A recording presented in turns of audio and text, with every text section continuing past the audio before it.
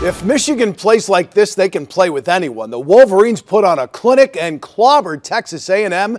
They advanced to the Elite Eight for the third time in 6 years. 99-72 your final, 24 from Rockmond, 21 from Mo Wagner.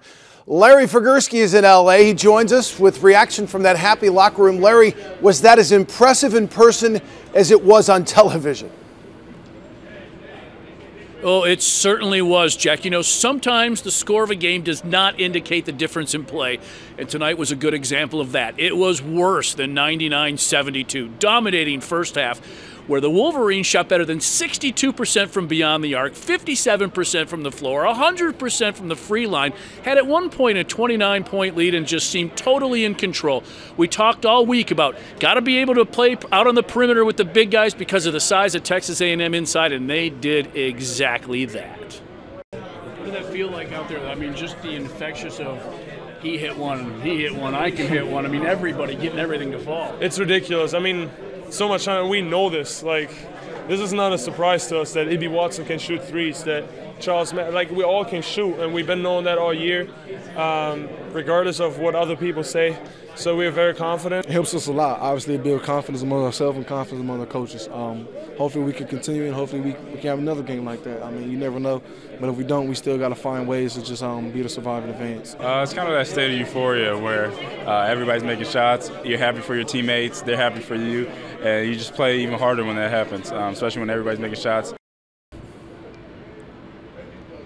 You mentioned the two top scorers, Jack. 5 guys all in double figures. Could have been more. Incredibly impressive day for the Wolverines. They'll now watch what's happening in the game behind us right now and get ready for the Elite Eight here on Saturday. For now, live in Los Angeles, Larry Figurski, 24-hour News 8.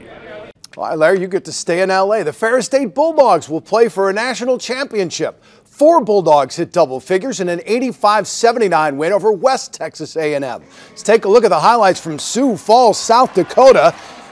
In the first half, down by 2, Peter Furlick out of Catholic Central buries the three-pointer. Ferris up by 1. They led almost this entire game. Zach Hankins, great footwork, hits the jump hook. Then in the motion game, Furlick sees a little seam, takes it to the rack, lays that one in. They had an 11-point lead. Then Drew Cushingberry, the and one. Ferris State wins it 85-79. They will play for a championship on Saturday. Pretty much that's how these games are going to go down the stretch here.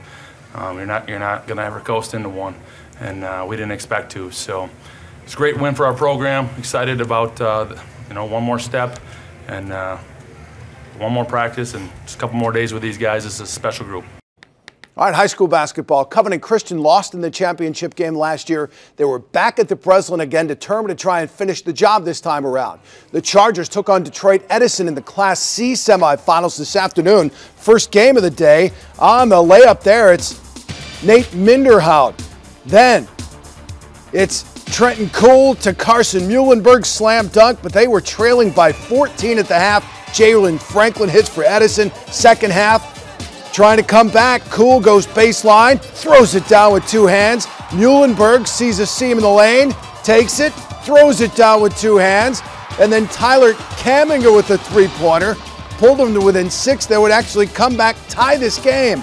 But down the stretch, it's Edison. Wins it, final score 55-42. On to the NBA with the Pistons. Took a 2-game win streak into Houston. They took the Rockets to overtime, tied at 90. That's James Harden. Takes it to the bucket, draws the foul. Pistons lose 196. On the ice, Red Wings and Capitals at Little Caesars Arena. Scoreless game, third period. Wings turn it over. Willett falls down. It's a 2-on-none, and that's a goal by Brett Conley. Wings lose 1-0. Finally, it's another Thursday night. Time for a look at some of the good, the bad, and the ugly in the world of sports. Time to serve up another side-splitting bunch of Dole's Bananas. Hey, Banana Bunch, prepare to have your doors blown off with the craziest drag race ever. Matt Hagan and Robert Height were closing in on the finish line when both their cars exploded. Hagan sputtered across the finish to take the checker. Only a week away from opening day of the baseball season, but the boys this summer are already in mid-season form. Braves catcher Max Stassi lays out for the foul pop. And if you haven't heard of Cardinals center fielder Harrison Bader yet, you will soon. Dude can flat out flash the leather. On the hardcourt, poster dunks with the thing this week. and defenders were caught doing a lot of cheesing for the cameras. Smiles provided by Dorian Finney-Smith of the Mavericks, J. Michael Green, the Greek Freak, King James, and Terrence Ferguson. And that wasn't even his most impressive play. Check out the catch and shoot on the alley-oop.